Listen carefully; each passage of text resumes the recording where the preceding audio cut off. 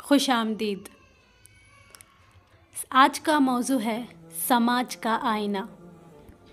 یہ اوبڑ کھابڑ راستے اچانک نئے ہو گئے ہیں، خستہ بوسیدہ راستے اچانک نئے ہو گئے ہیں۔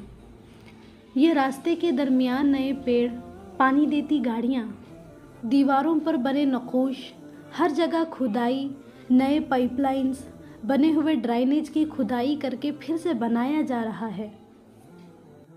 آج میں گھر سے نکلی، یہ تعجب کہ شہر بھر میں یہ کیا جال بچھایا جا رہا ہے۔ یہ بڑے بڑے بلیٹنز، اس میں لکھے فرضی آنکڑے، یہ دکھاوے کی وجہ؟ ہاں، یاد آیا، انتخابات کے دن قریب آ رہے ہیں۔ شور کرتے لوگوں کے کان بھرتے اسپیکرز کی آوازوں میں نیتا کی بولتی سوچ، نئی اسکیمز اور مفت میں گھر، روزی اور اناج کے وعدے، انسانیت کو چھوڑ کبھی نوجوان، کبھی مذہب تو کبھی ترقی کو ٹارگٹ بناتے، 5 سال کی سیاست کے لیے 50 سال کا منصوبہ بناتے، عام لوگوں کو بیوقوف بناتے، ان سے ان کا قیمتی ووٹ لوٹتے، کمزوریوں سے کھیلتے، لوگوں کو امید دلاتے،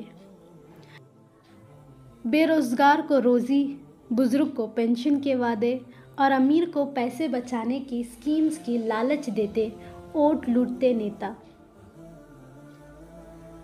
آزادی کے 75 سالوں میں سب کچھ بدل گیا، نیتا بدلے، سرکار بدلی، سوچ بدلی، سماج بدلے، لوگوں کے جذبات سے کھیلنے کے طریقے بدلے، اور اگر کچھ نہیں بدلا تو سرکار کے جھوٹے وعدے نہیں بدلے۔ یقین مانو، سرکار ہمیں اتنا بیوقوف بناتی ہے کہ ہمارے ہی فیصلے پر ہمیں 5 سال کی سزا سناتی ہے۔ انتخابات سے پہلے سب کو خوش کرنے کی کوشش میں لگ جاتی ہے۔ یہ کیسا دور ہے کہ جہاں انسان علم تو رکھتا ہے لیکن پھر بھی عقل سے پیدل ہے،